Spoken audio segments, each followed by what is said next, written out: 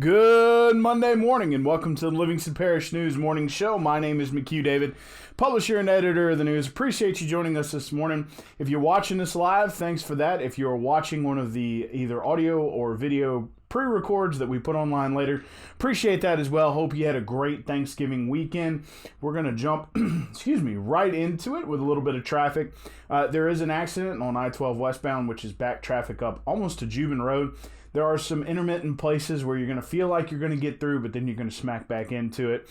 So please keep that in mind. It has already started causing some minor delays at 4H Club Road, River Road, and 190 in Denham Springs. Of course, you have your normal traffic as kids return to school this week in and around 16 and Hatchell Lane in Denham Springs, on Burgess Avenue in Walker, as well as Highway 16 in Watson. There are minor delays on 64 heading into Central. Might be the best way for some of you folks to get to work this morning. It's going to be chilly today. Temperature dropped right out the bottom. 43 degrees currently, 56 is your high. It's going to get close to freezing overnight. 33 degrees is your overnight low. Looking at near a freeze, please protect the 3 Ps, your plants, your pipes, and your pets. It would be probably a good idea to go ahead and protect those pipes, wrap them up, or if you only have spigots that come out of the side of your home, cover them up. Get those pets somewhere warm. If they are outside animals, blankets and things like that help. And please remember to throw a blanket on top of any plants you want to save from a freeze. Again, it is going to be 56 is your high today, 33 your overnight low. There was a fiery crash early Sunday morning at about 1:45 on South River Road in Denham Springs, claimed the lives of 2 people, one of whom was on the run from the law in Arkansas, the other of whom, the girl who was driving, was an unlicensed driver. They both perished in the fire that was the result of the crash, knocked out power for a lot of residents on River Road for a small amount of time. And as according to the Denham Springs Police Department, the crash is still under investigation as to what happened. They did hit the pole in the dead of night in a pretty tough curve there on River Road, so they're probably thinking they just misjudged that turn. The parish has thrown their hat in for a federal, I guess you can say, debate or push for more what are called Go Mesa funds. What that is that's the Gulf of Mexico Energy Security Act. There it is, Go Mesa, which is a share of royalties and lease funds from those who are drilling offshore, off of the coast in the Gulf of Mexico. They share those funds with the coastal states, which would be Texas, Louisiana, Florida, Alabama, and Mississippi, according to their amount of Gulf front and that sort of thing. And the idea is that those funds are supposed to be used for coastal restoration, hurricane protection, as well as coastal strengthening, trying to get rid of that coastal disintegration, basically, is what we're having. We're having coastal deterioration due to the dredging of the Mississippi River. That has caused Livingston Parish to become a coastal community, believe it or not. Saltwater intrusion and that sort of thing have ended up getting into Lake Pontchartrain and to a certain extent Lake Maurepas. What's more affecting is the tides. The tides of the Gulf of Mexico affect Lake Maurepas as well as coastal wind. So when those things come off the Gulf of Mexico with high tides and high wind, pushing up Lake Maurepas, it also blocks drainage, especially for a lot of southern Livingston Parish. So if there's a heavy rain and there's a lot of high wind coming in from the Gulf as well as a high tide, folks in Port Vincent, French Settlement, Killian, a lot of the southern part of Livingston Parish get real nervous for the reasons we just mentioned, because that keeps that water from getting out into the Lake Maurepas, then Pontchartrain, then the Gulf of Mexico, obviously.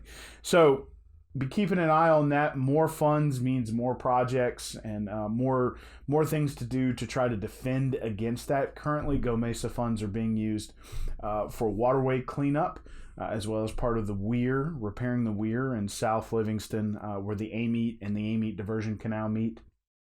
So those funds are already in action. That we became part of phase 2 of the Go Mesa funds. That would be we being Livingston Parish in 2017.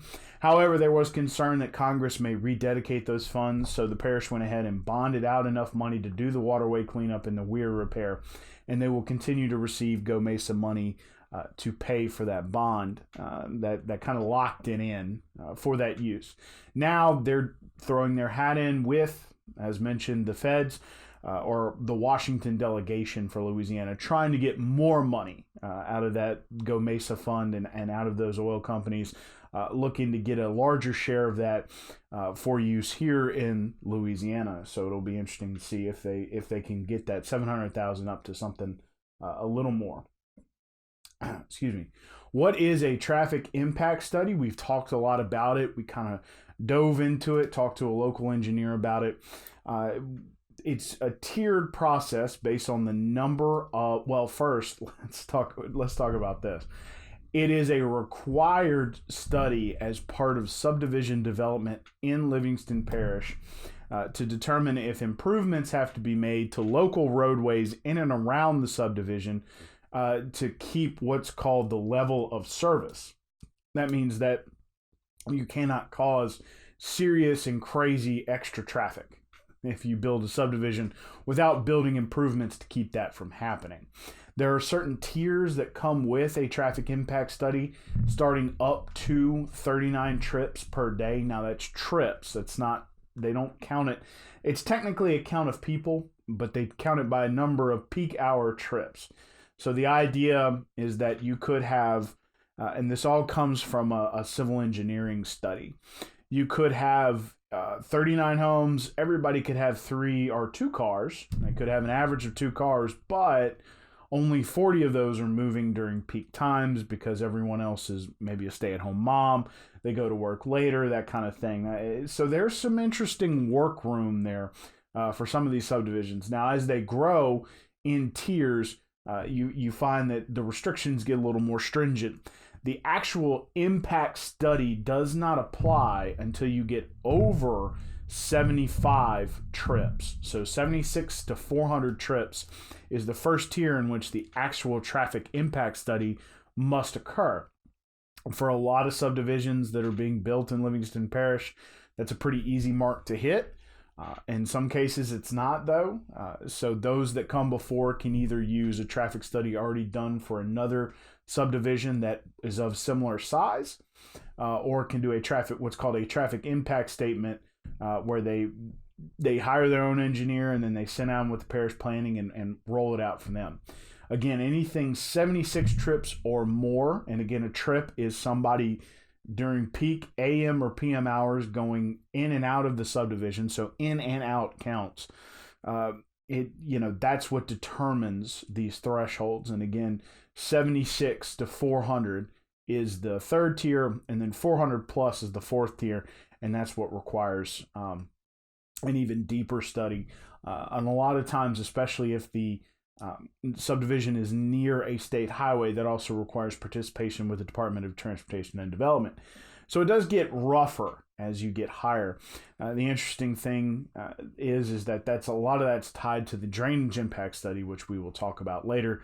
But those are the two impact studies that give the parish council a little bit of wiggle room with development, but not much, especially if they pass either or both of them.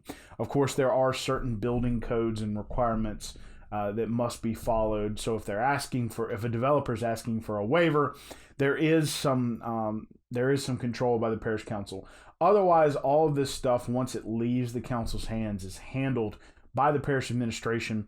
That was kind of made public during the Premier Concrete issue. Parish Council Attorney Chris Moody made it clear to the council that once the council has either approved something or there is a problem with a project, whether that be through permitting, through a traffic impact study, drainage impact study, that sort of thing, it is the parish administration's job to come together and work with the developer, not the council. So it'll be interesting to see what the council does coming up this year, 2020. It is now December. What what they're going to do to maybe change some subdivision restrictions, that sort of thing. Of course, the big push is for zoning, trying to get land use restrictions implemented inside the parish of Livingston. And, that would help with their ability to curb development a little bit, which seems to be the goal of this parish council. So time's going to tell on that one. We do have a parish council meeting, and that's what I was going to talk about next. We do have a parish council meeting this Thursday, December 5th at 6:30 p.m. All of their meetings, including including the Thursday meetings, including the November meetings, were moved up a week due to all the holidays coming up. So there's going to be a large break. It'll be excuse me. Gosh, having some trouble this morning. There will be 2 meetings this month, the 5th and the 19th, and then there'll be a long break until the second week of January, so almost a month before the parish council meets again. So lots can happen over these next 2 weeks. And then, of course, there's a big break, and then they're going to kick off 2020. Of course, coming up Thursday is going to be the budget. We are going to talk about that later on. But it's budget season, so there's going to be a lot of information about budgets coming out as we sit down and talk with some of these governmental entities, talk about their budget and what they intend for 2020, at least those who operate on a fiscal year of January to December. Some folks operate on a July 1st to June 30th fiscal year. We won't be talking about their budgets for obvious reasons. Southeastern football bounced back from 2 17-point deficits against Villanova to win a thriller 45-44. To move on, they'll be traveling to Montana for the next round of the playoffs, so congratulations to the Lions. That was a big game and a big win, not unfortunately in front of a big crowd.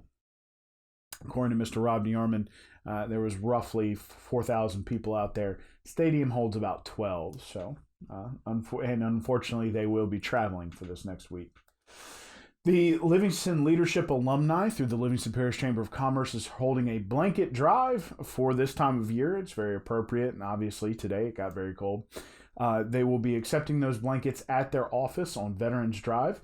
You can drop them off anytime during work hours from now, December 2nd, so it's Monday, through December 20th, which would be a Friday. So please keep that in mind. That has begun. They are accepting those blankets. They'll be giving them to needy families as well as the Council on Aging. So please keep that in mind. If you've got extra blankets, you can take it by the chamber office. Again, that is on Veterans Drive in Denham Springs. Christmas in the Village kicked off this weekend. Quite an event on Friday. Lighting of Old City Hall. Chase Tyler played. A lot of lights in downtown Denham Springs. Very festive. Recommend you go check it out. Then again, Small Business Saturday occurred on Saturday. Lots of folks went out to the downtown Antique Village, shopped around. It was very crowded. Passed through there a few times. So congratulations to the Antique District for getting that kind of business. Thank you to those customers who took time to go out during Small Business Saturday. Local business does appreciate what you do for them, so thank you for that. Coming up this Thursday will be Chef's Evening. That is where local chefs from around Denham Springs come together in the Antique Village, hand out a little wine, little food. You get to walk around, kind of look at what's going on in the Antique Village. Again, that is this Thursday, December 5th. Tickets are on sale in the Antique Village. One last time with your traffic, you're looking at delays Sherwood back on I-12 westbound, almost to Juban Road. Tough commute this morning. Delays are stacking up at 190 4H Club Road and River Road in Denham Springs.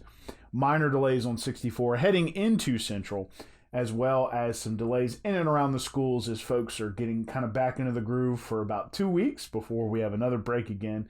Actually, I think they're going to go back to school for about 2.5, 3 weeks, something like that, before they're back out. But we have the normal school traffic patterns, which are causing some trouble, especially on Burgess Road in Walker, and Highway 16 in Hatchell in Denham Springs, as well as Highway 16 in Watson.